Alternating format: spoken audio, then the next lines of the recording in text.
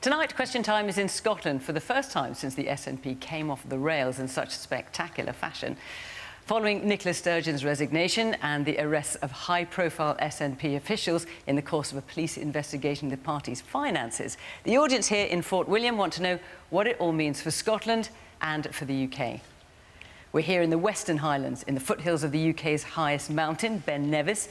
This area is represented by the SNP at Holyrood and Westminster, although the wider Highland area voted narrowly against Scottish independence back in 2014.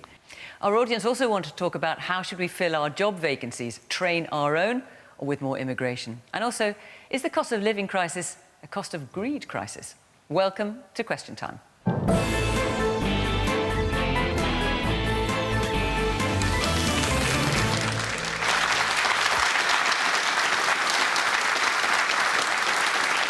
On tonight's panel, from the Scottish National Party, Mairi McAllan, elected to the Scottish Parliament 2 years ago at the age of 28.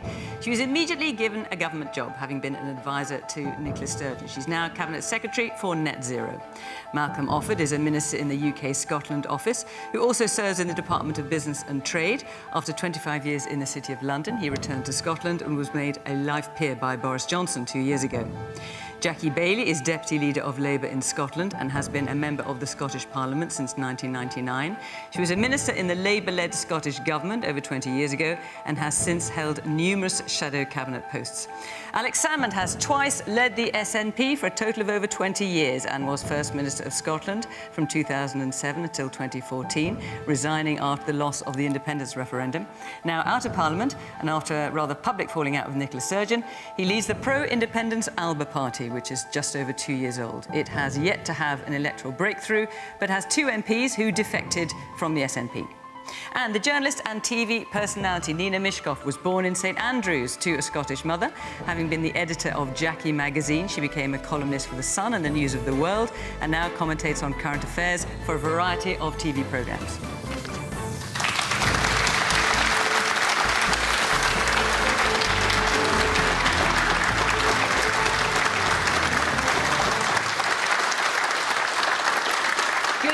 From Fort William, welcome to our panellists, welcome to our audience here, who, of course, you are reflect a broad electoral map of the country that we are in, which, of course, tonight is Scotland. And welcome, of course, to all of you watching at home. We are on social media, as always, and we're also on BBC Sounds after the programme, so you can catch us there too. So, let's start with our first question, which is from Tony McCuish.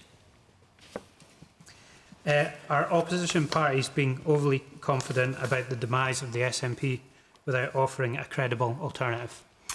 So, it's been a little while since Question Time's been in Scotland, so quite a lot has happened since then. So I'm just going to fill you in to make this question a little bit clearer. The First Minister, Nicola Sturgeon, resigned. The SNP Head of Communications resigned.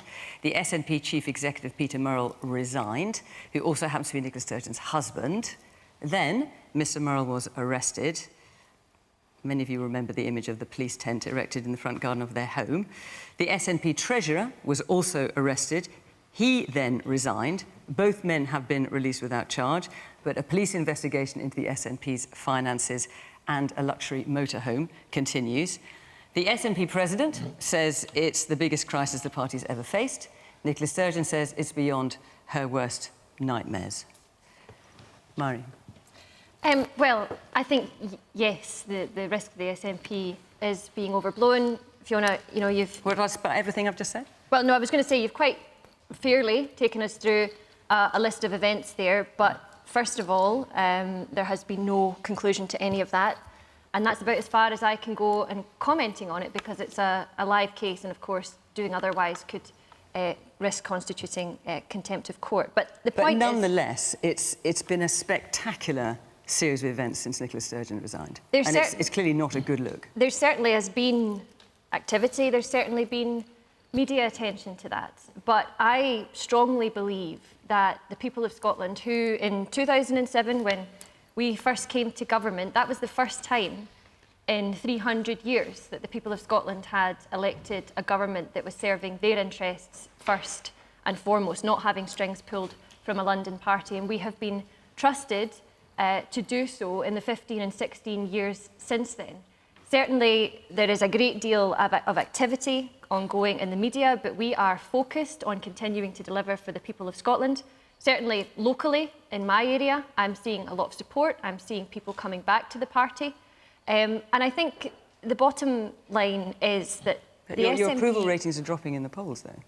Well, I mean, polls are polls, but the SNP is still polling well. Parties love to quote them when they're doing well and not so keen on them when they're not doing so well. Well, look, I don't mind at all. We're some months out from an election, but the interaction that I have with my constituents in Clydesdale, with the people of Scotland when I meet them in my government role, is that the SNP has earned and re-earned the trust of the people of Scotland, and we still have it. And I can tell you that we will continue working to earn and re-earn that every single day. I mean, I do genuinely feel sorry for the SNP supporters and voters who put their trust in the party and have had that trust betrayed. I mean, I cannot begin to describe the series of events that have happened. They are quite extraordinary, and the SNP is in a mess as a result of that. Now, you know, when you are around the corridors of Holyrood, you can't help but interact with colleagues in government who tell you quite openly that it is simply a matter of time before Humza Yousaf, our First Minister, is going to be challenged. Now, previously it was after the general election. Now people are talking about after a by-election in Rutherglen, which is, of course, a possibility. They do not have confidence in their own First Minister. And in fairness to him, he has been handed a really tough job by his predecessor, because what's going on in the SNP isn't just about the party. The lack of transparency, the culture of secrecy is actually at the heart of the Scottish Government as well. And whilst they're fighting like ferrets in a sack, their eyes are off the ball of what needs to happen with the cost of living crisis, how we get our NHS back, and how we fix our economy. But the question, Jackie, is also about our opposition party being overly confident without offering credible alternative. Absolutely not. I can tell you that we will work for every single vote. Of course, the polls are indicating that, you know, the SNP support is dropping. We don't take anything for granted. And that Labour support is flatlining. No, it's not at all. If you look at all the recent polls, both in terms of the UK general election and support in Scotland and the Scottish Parliament election and support for Labour. Who, as you know, is an election but let me say to you, I would never have imagined a set of circumstances where, you know, Anas Sawar is more popular than Humza Yousaf. Keir Starmer is more popular than Humza Yousaf. Keir Starmer, who doesn't mind if he sounds like a Conservative. To be honest, I didn't interrupt you, but Labour genuinely will work hard for every single vote. We take nothing for granted.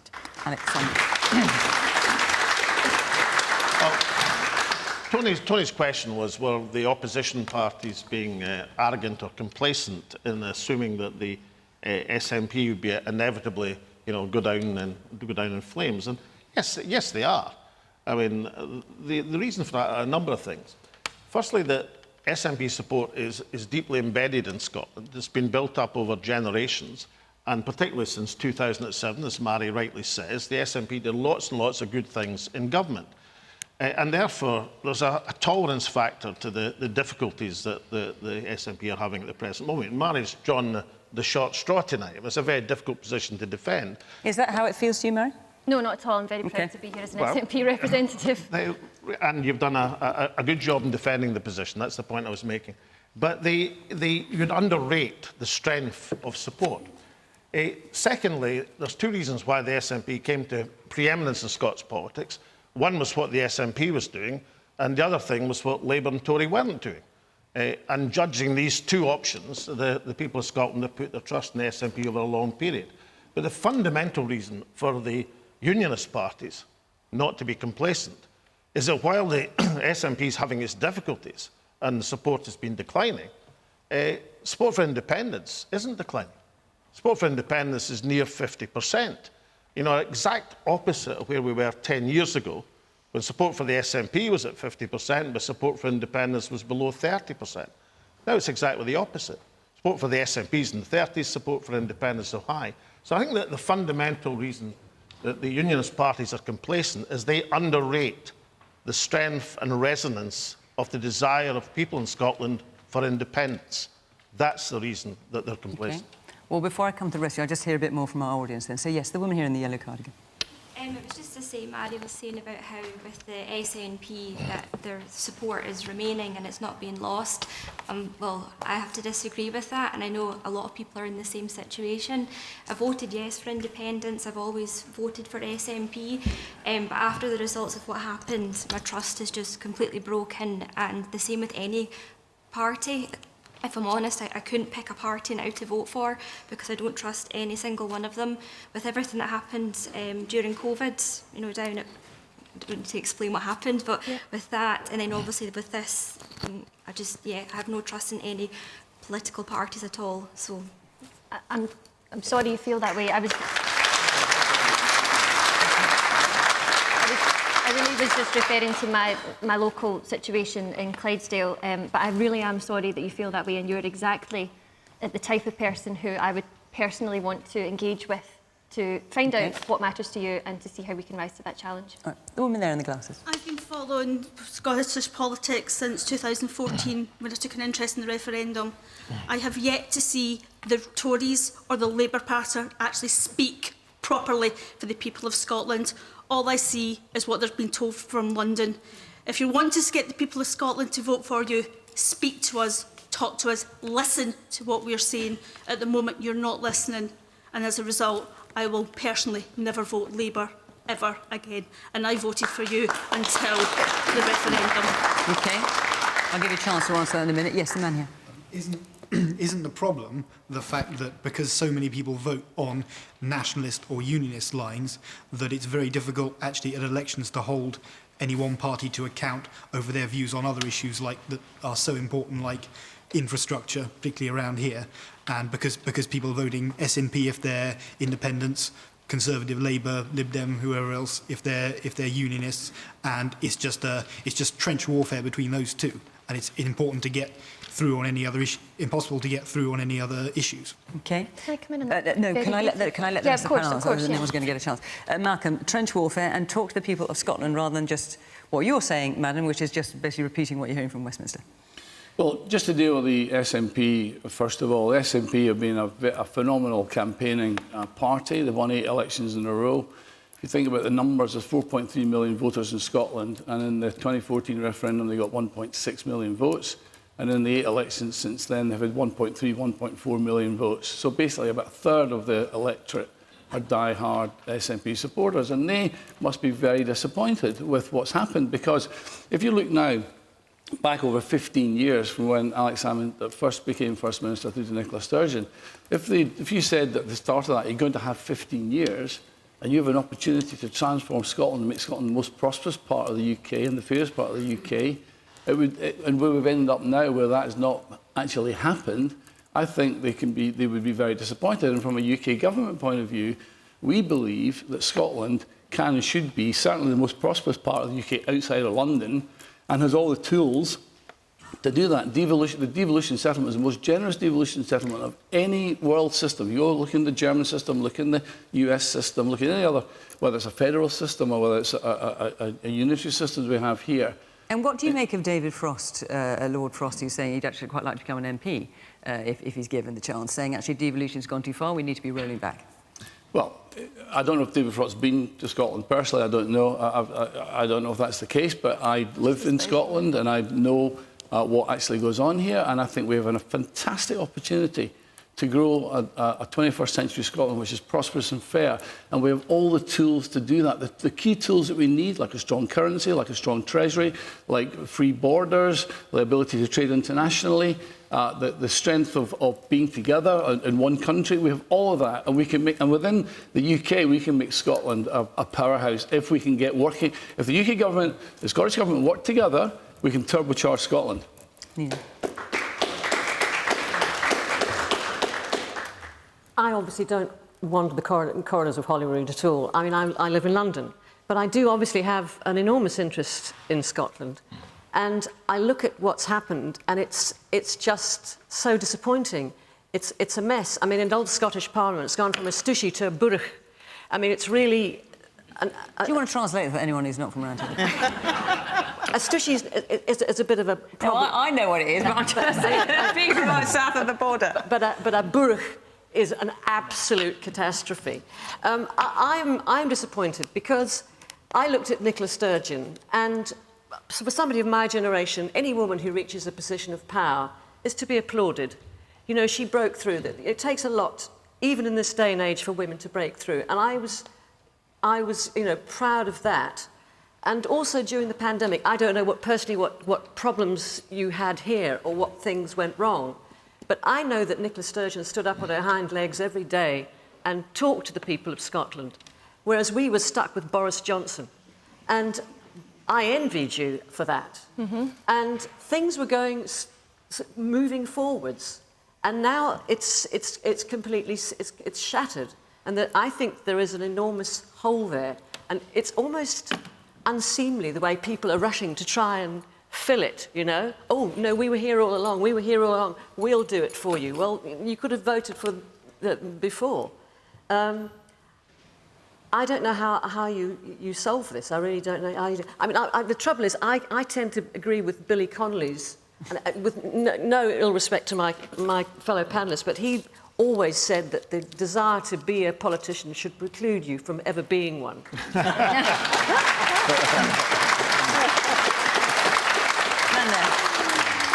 Yes, you, with your hand up. The desire to have a prosperous Scotland is what I think we all wish for.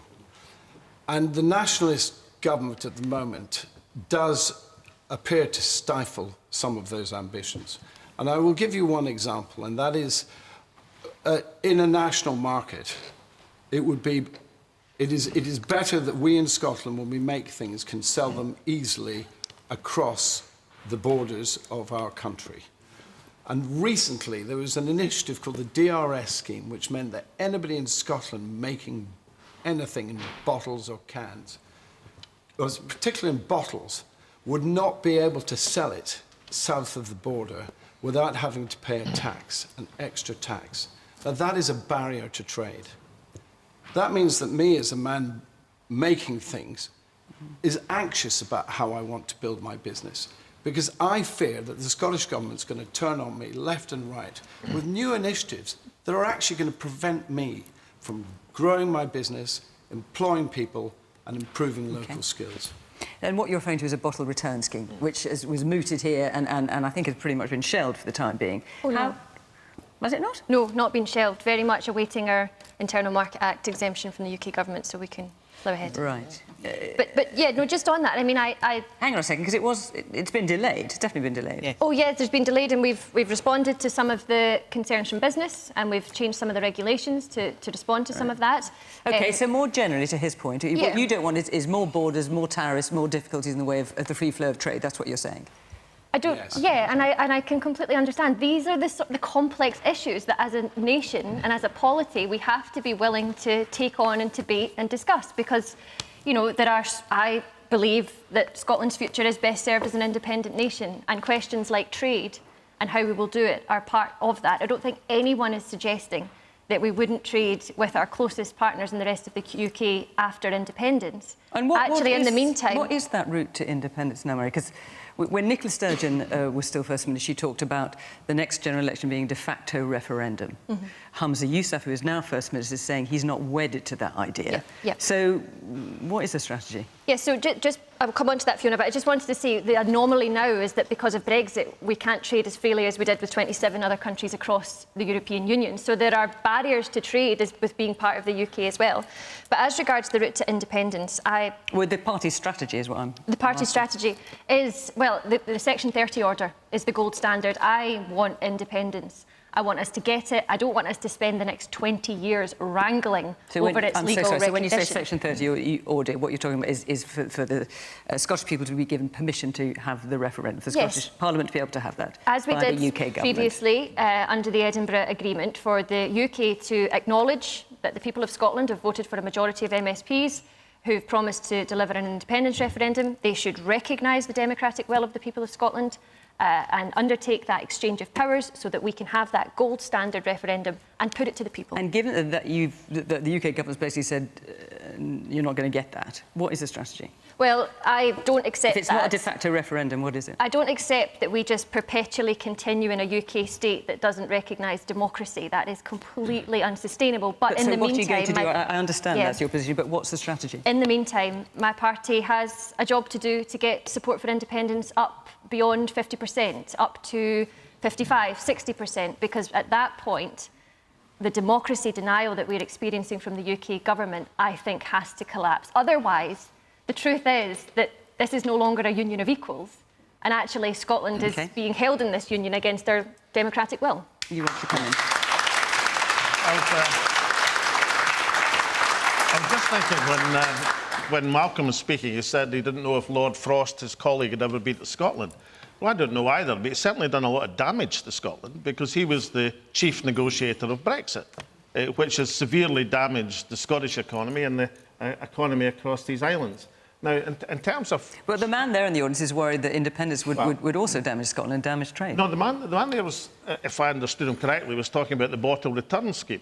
As an example of a trade barrier. Yeah, but the bottle return scheme, along with things like self-ID, juryless trials, and taking away 10% of the fishing areas from fishing communities at the present moment, there's a range of initiatives by the Scottish Government which are tin-eared. They haven't been listening to the people. And therefore... But in answer to Malcolm, I mean, there's a reason that the SNP and the Scottish Government have been in power for 16 years, and that's because in most of these 16 years, they didn't do things like that. So there's a new First Minister. My advice, I'm sure, it's totally unsolicited, it might not even be wanted, but my advice to Hamza Yousaf is clear the decks. Get rid of things like the bottle return scheme, the juryless trials, the self-ID, the attack on the fishing communities, and get back to doing what was done for most of these 16 years, which was governing competently, efficiently for the people of Scotland, while having the goal of independence and allowing people at each election to vote for independence, not anything else. And what would your strategy be, Alex? We heard what Mairi had to say. Well, Nicola Sturgeon's was a de facto referendum. That now seems to be going by the wayside, as far as one can tell, certainly in the short term. What's your strategy? Or what would your strategy be? I negotiated the Edinburgh Agreement with David Cameron, but I don't agree that Section 30 is the only route to get independence. If that route has been blocked off because of the move to the Supreme Court, which I didn't quite understand, then you go back to where you should be seeking a mandate. You seek a mandate from the people. Now, if you can't do it in a referendum, you should do it in an election. And if not just the SNP, but the independence parties, the SNP, Alippa, the Green, if they win the election, if they get a majority of votes, then they should seek that as a mandate to negotiate independence. So Nicola Sturgeon's strategy of the election being a de facto referendum? One disagreement. I mean, that's, in my view, what the people who believe in independence, the parties who believe in independence, should be doing it each and every election. Not once and for all, but they should be appealing to the people to get a majority. And if they get a majority, we've got a Scottish Government which is perfectly capable of negotiating independence for Westminster. But people in Scotland have to be given that choice. Well, let's hear from the people of Scotland. The man at the back with his hand up. It's not just what's happened with the SNP party in Holyrood. It's also the issues, as Alex rightly pointed out, that the SNP are bringing forward and getting bogged down. The proposals for 10% of the Scottish waters to be designated as highly protected marine areas, that was taken without consultation. That commitment was made with the Green Party because of SNP's one seat short of a majority crisis. It's nothing to do with global warming crisis, nothing to do with a nature crisis. They went into an agreement with the Greens because they had a one seat short of majority crisis. Woman here with the glasses.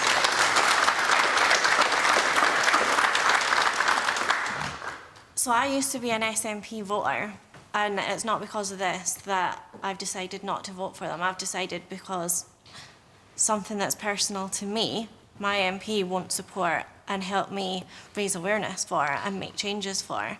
So I want to know, But the amount of SNP voters now wanting to turn away and go somewhere else, I want to know how confident Alex Salmond is of taking these voters from them. He used to be the First Minister for Scotland under SNP.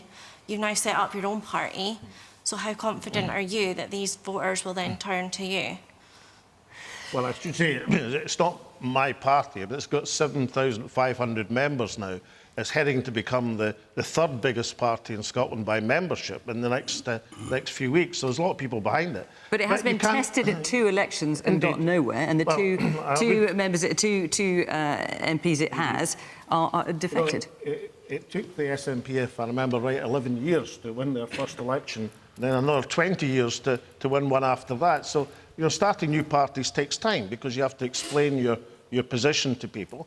And you mustn't rely, and Alpa's not relying on the problems of the SNP to make progress. We're relying on the policies that we put forward, which might be a bit more common sense in them than some of the suggestions from the Scottish Government at the present moment. But underlying Alpa's position is our belief in the Southern right, the Scottish people, to vote for independence. And regardless what any other party does, we intend to give people that opportunity at each and every election. Malcolm, do you want to answer the question in terms of what Norris had to say and what Alex Salmond had to say in terms of the independence and being blocked by Westminster? Yeah, I sort of feel I'm in a bit of Groundhog Day here, sort of like déjà vu. Because I think we did this in 2014.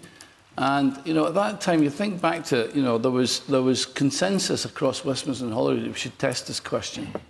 And the SNP under Alex Salmond had momentum and had moved it from 30% to 45% of the vote.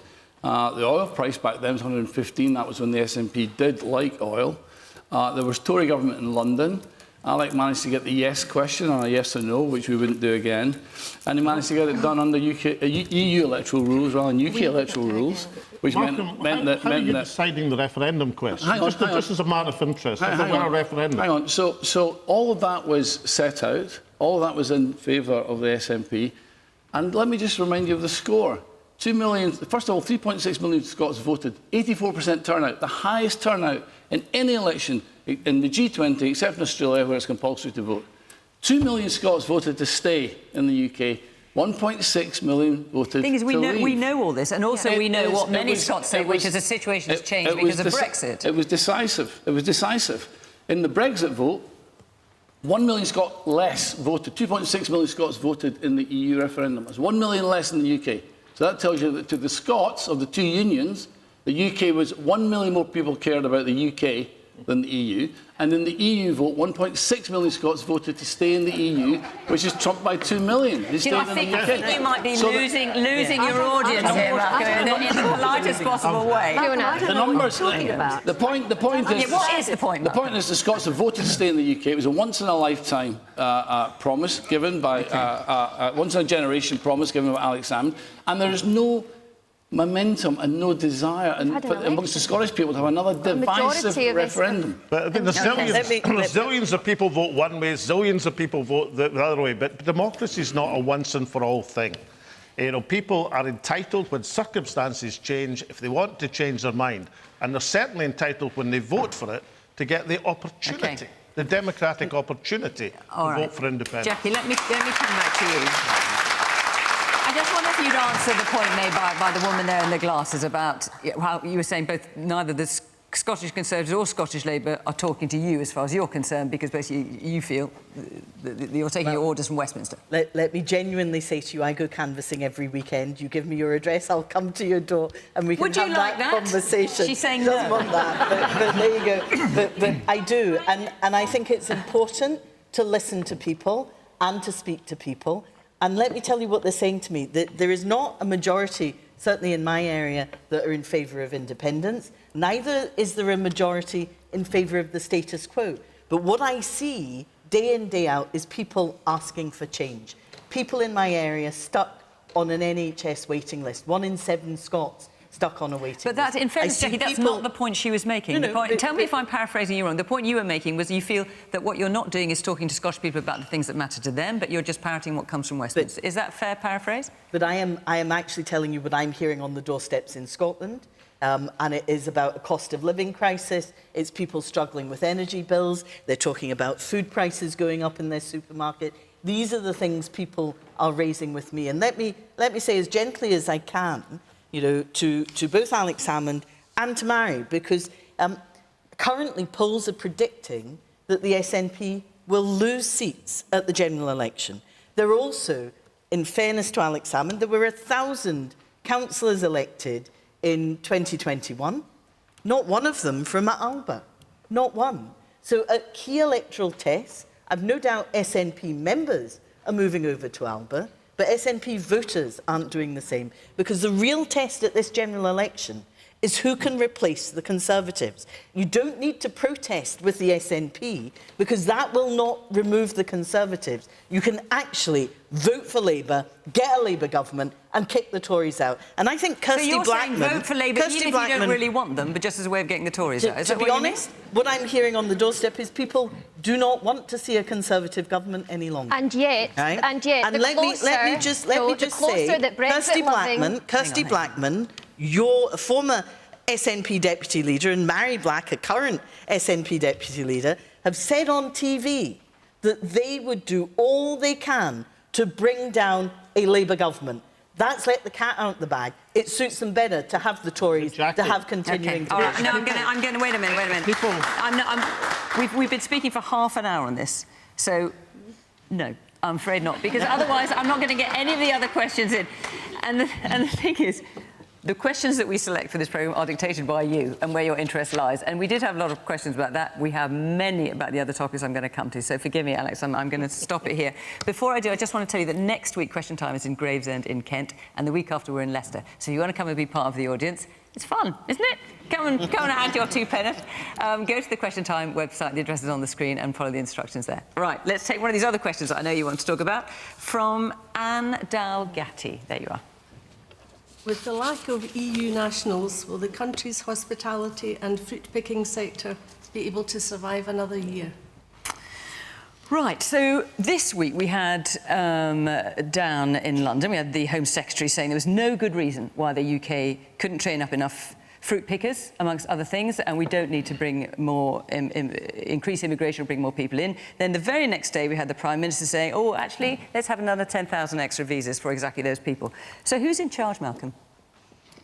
Prime Minister's in charge, and the... Does he need to have a word with his Home Secretary? Well, the industry, both the fruit pickers and the agri-industry and, in fact, the fisheries have been in extensive discussions with UK government on this. And we are in a period of transition where we have to move to a new world outside of Europe. And we've relied very heavily on European, particularly Eastern European workforces in the past. But a practical solution has now been found. The industry is now generally happy with. So what do you make of the comments by the Home Secretary then? Well, I think what... I mean, she is adamant that that is not what should happen. Yes. I think... She's just wrong, is she? Well, I think what she's referring to is that I think what she's referring to is the issue that we have. There are job opportunities in this country, and we have people who are economically inactive, and yet we're bringing a lot of people in to do jobs that perhaps we ourselves don't want to do anymore. And she's trying to wrestle with that issue of how do we help to get our own people back to work versus bringing in outsiders to do these jobs. She's doing a bit more than wrestling, isn't she, Malcolm, in fairness? She's saying we shouldn't have any more. Well, and Rishi Sunak has just allowed another, is just now allowed 10,000 No, the government policy which has been agreed, I mean, she was speaking in a convention outside of the government. She was speaking in a conservatism convention thing. Yeah, but the government policy has been settled with the seasonal worker route to come in to help us transition to this. But we also have to realise that we've got massive labour shortages in our own economy. So you're not bothered that the 2 top people at government saying things are polar opposites on the same policy? But don't you agree? Hang on, just let him answer that question, Nina. You're not bothered by that? I don't think they're polar opposites. I think the policy's been set. What do you think? The policy's been set. The policy's been set, and she's asking a question for all of us to ask No, she was making a... Come on, Malcolm. She's asking a question. You're not going to answer. She was making a statement that we should be not bringing in more fruit pickers, but we should be training up our own. Nina. Don't you agree that the job opportunity that Suella Braverman was banging on about was Rishi Sunak's job, which is what she was making a blatant play for? Okay. Well, and the thing is... and on the question itself? Yes, I mean, on the question itself, the thing is, you know, decades ago, we used to have tatty holidays and fruit-picking holidays. You know, we just have been a nation that hasn't done it for a while. I don't know whether it's just lack of opportunity or we just well, let me give you a figure, Nina. So in 2020, only 5% of seasonal workers in farms in Scotland, for example, were from the UK. Yes, but the thing is, you know, she talked about training up fruit pickers, butchers, lorry drivers. They're very, very different. I mean, the logistics of fruit picking, you have to go to a farm. You can't just bus people out from, you know, and the EU workers stay in, you know, caravans. How many kids are going to be, you know, it's hard work. Maybe young people expect more from a job than that. I don't see that. I just don't see, it's impossible somehow. OK. Guy at the back in the corner, yeah. I've worked in hospitality for the last 2 years, and we're desperately short-staffed, I can promise you. So I asked the man in blue on the panel, are EU nationals welcome in the UK to help bolster our economy or not? Do you want to answer that? When we came out of the EU, we did the first trade deal we did was with the EU. Surely they we have a trade deal with the EU. You might as well just answer this question directly. Yes. And our immigration today is running at higher levels than when we were in the EU. Yes, with non-EU nationals. And we now have a points-based system. Hang on, we have a point-based system now. So anybody who comes to this country and qualifies in a points-based system can come and work in the country. So the answer is yes. The answer is yes, OK. You've stuck your hand out. Does that not satisfy you? That doesn't satisfy me. We don't need just high-skilled workers. We need all types of workers, OK? So I ask you again, is it not our NHS? Do they not deserve to have workers? Because they are desperately short-staffed as well. Why aren't unskilled workers also welcome in the UK? Well, the point system is graded. It's not, the point system is graded for different categories at different skills. So it does accommodate this. Jackie? Yeah. I think you're absolutely right. We need to make sure that there is a level of migration that will support both our economic needs but also our public services. And the NHS is currently carrying 5,700 nursing vacancies, and that's affecting patient safety. So we absolutely need to do something. But my understanding is there has actually been something like a 95% increase in work visas. But these people aren't coming to Scotland.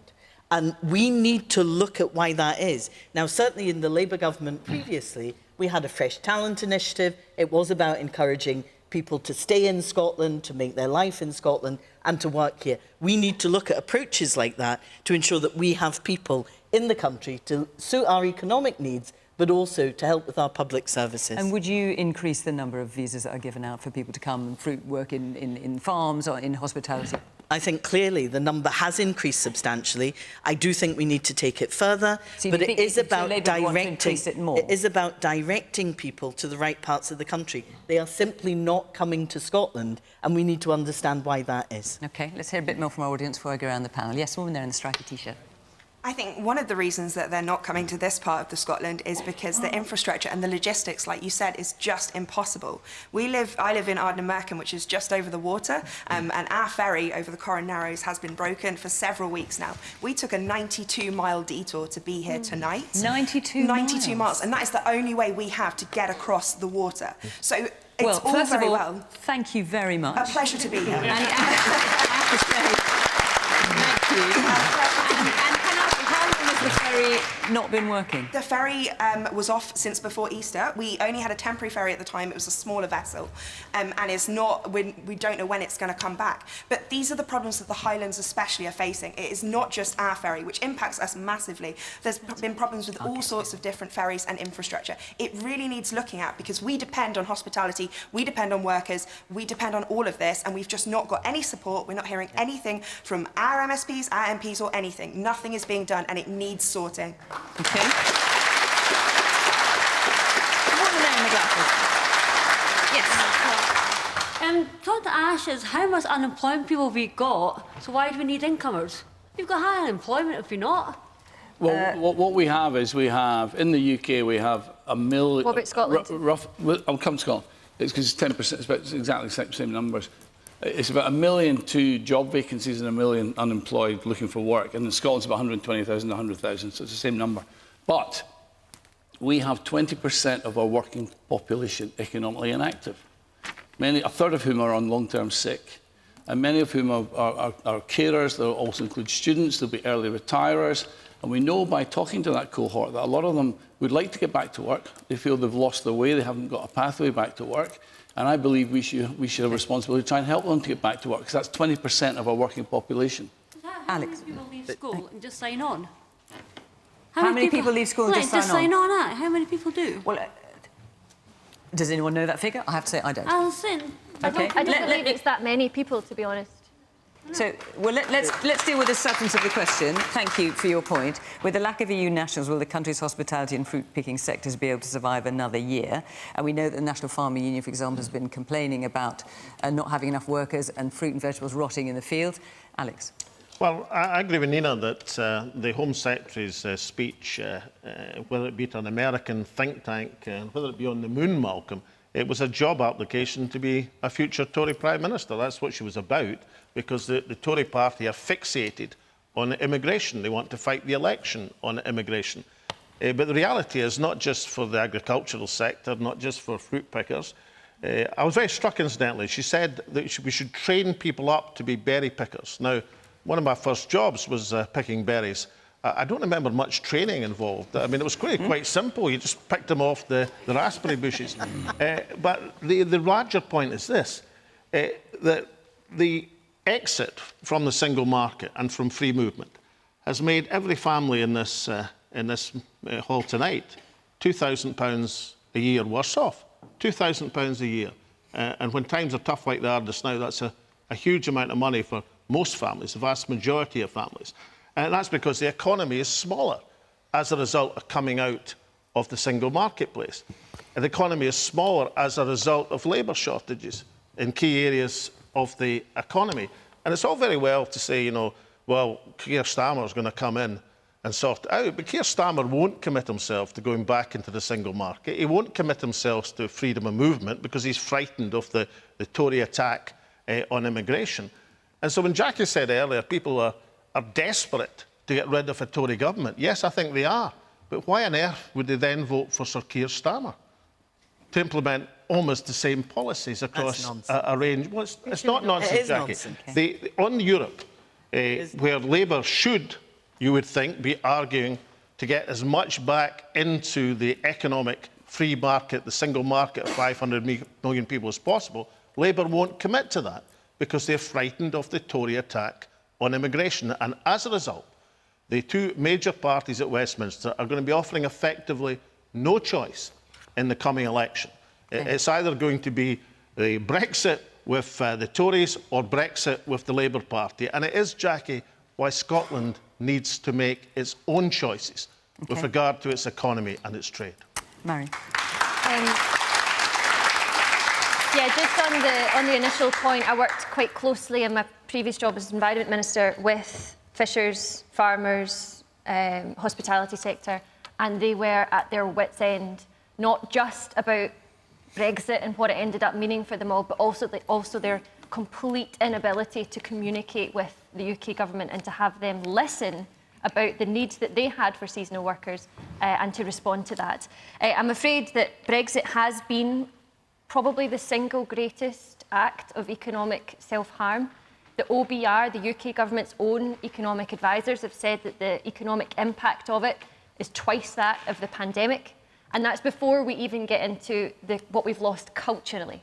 So my solution, the SNP's solution, is that we get ourselves back into the EU. We do so as an independent nation, and then we can live, work, love and move across 27 nations of the EU like we used to be able to. But that's quite some time on. Forgive me for interrupting, but that's quite some time. What are the fruit pickers, the farmers, the hospitality, what are they going to do in the meantime? Well, that's what I'm doing virtually, or I was doing virtually every day in my previous role, was lobbying the UK government to do the right thing by seasonal work visas and to reflect the real number of folks that we need to be getting in to work in your businesses. It's been inexplicable, actually, the way that they've responded to it.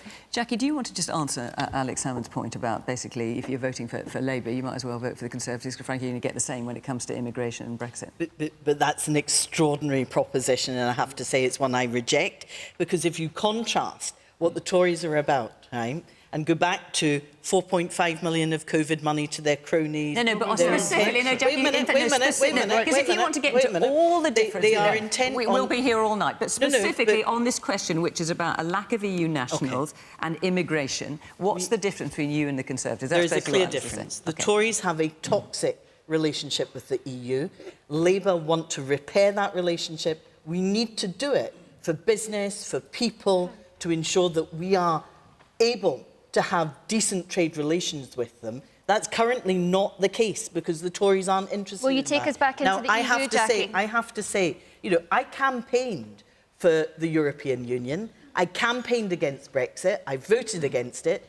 And actually in areas that I represent, the SNP were missing from that debate. I went out and delivered SNP leaflets. Will you take us back into the EU, Jackie? Let me finish. It's 2023. Listen, you have spent, okay, less than you did on the Shetland by-election on your EU campaign. People's so I will take no lectures are being from hit people here. who currently are not using the powers they have. So let's talk about something that the EU did, Erasmus.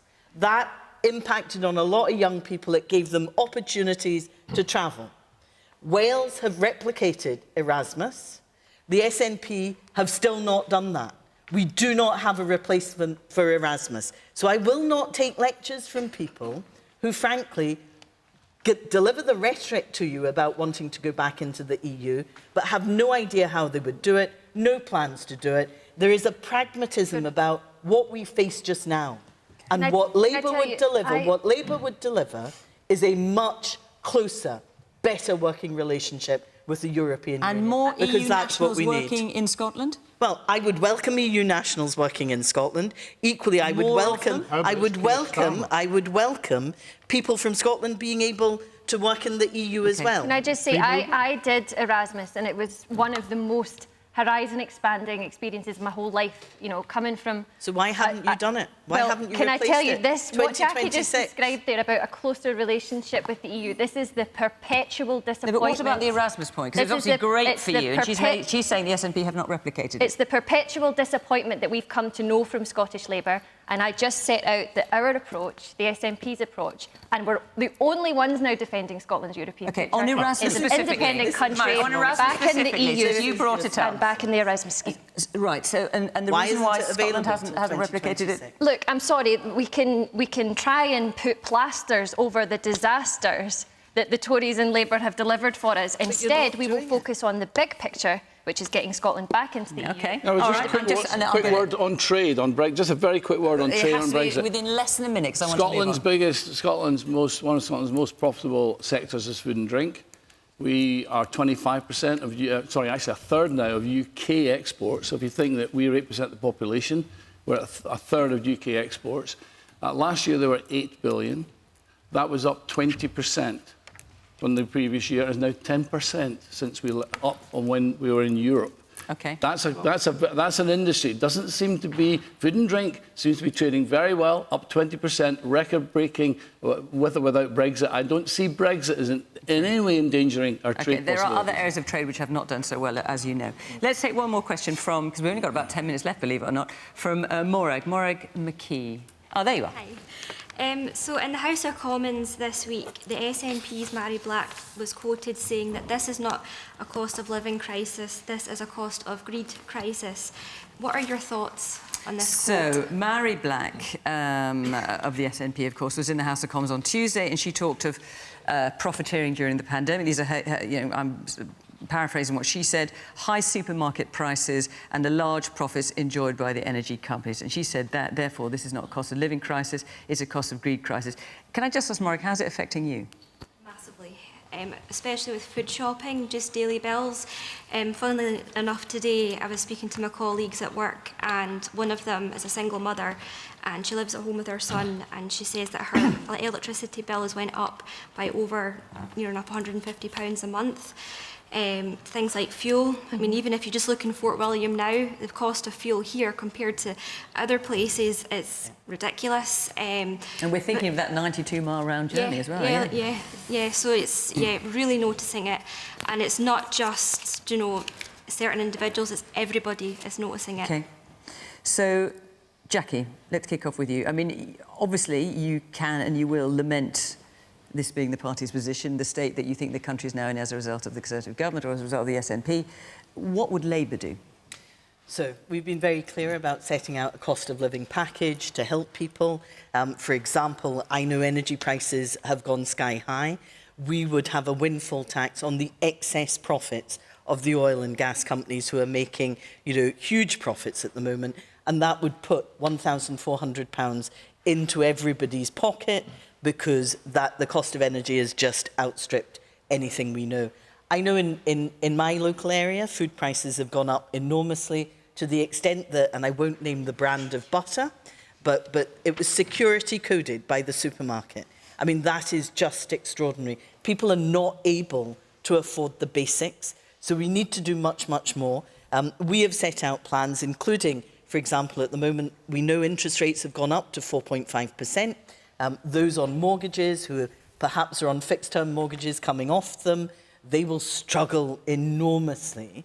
And there are mortgage rescue packages that we've suggested that, frankly, the SNP government have yet to implement. These are practical things we're suggesting that would help people, including looking at how we do rent reform to ensure that those who are private renters are also protected. So there's a range of things we would do. Okay. But the top priority for people is tackling this cost of living crisis. It is crippling people, and we are simply not doing enough, either at a UK level or in Scotland. People shouldn't have to choose between food and their heat, so it's critical. Instead of, saying SNP should do this or Labour should do that, do something now, because everyone is needing something done. We've not got much time left, so I think it's a brilliant phrase. It's a brilliant phrase, cost of greed, because what we've seen in the last few years is real naked greed at the top of government, from Boris Johnson to down to every little Tesco, Tesco supermarkets. They're all making money, and it's when people put. I mean, Tesco's profits, just for the record, their profits have fallen. Actually, they've fallen, but they've made an enormous amount of money, and I believe the supermarkets are fleecing us, because when you go in to buy a packet of Ryvita or something, and it's gone up from 90p to £1.50. Who is making the profit off that? But the thing is, it's when you put profits before people, which is what this government has done for so long and continues to do, every aspect of it, that is completely wrong, and that's why we're all suffering. Everybody is. Everybody is. The train companies, the water companies, as you said, all the sort of the energy bills. It's nonsense. The profits they're making for their shareholders are obscene. They're obscene. This is money that should go into providing the service that they're supposed to provide for us. All right. So, greed at the top of government, Nina is saying, but also in terms of supermarket prices, I mean, Tesco, Asda, Sainsbury's, I think they're the top three. Their profits have fallen, but nonetheless, prices are sky high for people. Is government being greedy itself, and can anything be done about supermarket prices? Well, I think the government's just put a package together of 94, call it 100 billion. You think that the COVID furlough and COVID extend cost 400 billion. So a quarter of that has been put into the whole cost of living support package for 2 years. Right now, the government's taxpayers are effectively paying half of all your energy bills. All of our energy bills have been paid, of which half of that is coming from the windfall tax from the oil and gas companies. Can I just say one thing? Grant Shapps made a statement last week, one of the stupid statements, saying that the Tories are filled with steely determination. They're like rats in a sack, never mind steely determination. What he said, he told us this. He told us that in a few weeks, energy bills are coming down. It's summer coming, for heaven's sake. I mean... OK, so I think what we say is this is not exclusive to the UK. This is not a UK. This is a global issue. Now, our food inflation is running about 19.5% in the UK. Germany is a point higher, and France is 2 points lower. Overall inflation. Hang on, Nina. That's our food overall, inflation. Our inflation is higher than any of the other G7 countries, as you know. No. We are. Our economy is now growing. Now we've just had an upgrade from the Bank of England, the IMF. Our economy is now growing, and we're not in recession. Okay. So, but in terms of food inflation, the input costs, mostly obviously fertiliser and fuel, have gone massively through the roof with the whole outcome of the Ukraine war. That is now under control. We've got that under control through government intervention. prices are now coming down, inflation will come down. But right now it's very difficult, which is why the government's put a lot of money into especially the most vulnerable families, 8 million families getting particular targeted benefit on cost of living benefit. Add in the increases to the minimum wage. When was the last time you were in a supermarket? There's a package of measures that have been brought in to mitigate this very difficult time. And we now need to guide the economy through and get back to growth and low inflation. And that's what we're determined to do. Yeah, I mean, I think that there have been eye-watering profits made by oil and gas companies, but also by others, including Amazon, etc. And the SNP have advocated for windfall tax on them because people are suffering, as you say, having to choose between putting food on the table or heating their homes through one of the coldest winters that we've had in recent times. Now, there are... Lord Offord can narrate a number of factors here, but let's not forget there are very specific UK issues here that have come into play, not least the disastrous Truss Kwarteng budget, as a result of which I have friends who now can't pay their mortgage. That's how disastrous their approach was. But in Scotland, listen, we have been trying to do what we can with limited powers. The new First Minister, Hamza Yousaf, one of the first things that he did was take the Fuel Insecurity Fund and treble it from its original 10 million up to 30 million.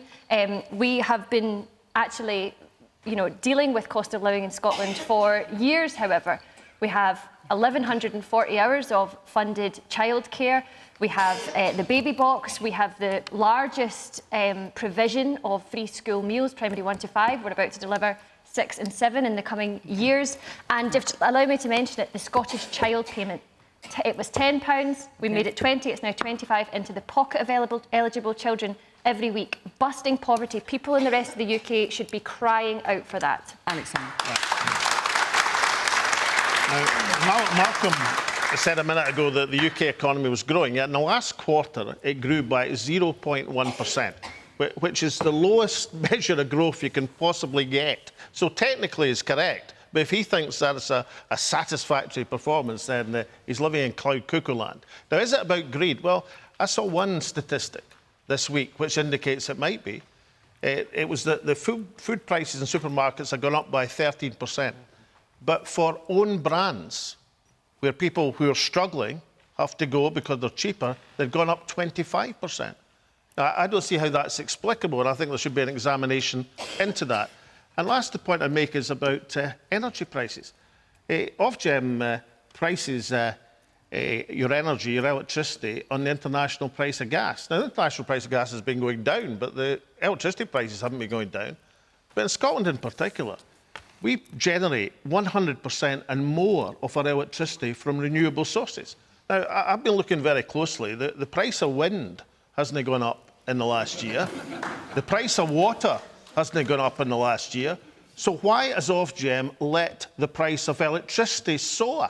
So I would sack the Ofgem board and take some immediate action and help working families in this time of crisis. OK. It always comes around too soon, but I'm afraid we are out of time. Every week I think we could go on for so much longer, but our hour is up. Thank you very much to the panel for coming along to beautiful Fort William this evening. Thank you to all of you. Good luck getting home with your journey around those beautiful roads, very windy. Take it steady. Remember, Question Time is in Gravesend in Kent next weekend. We're in Leicester the week after that, and we are available on BBC Sounds. From Question Time in Fort William, until next week, bye-bye.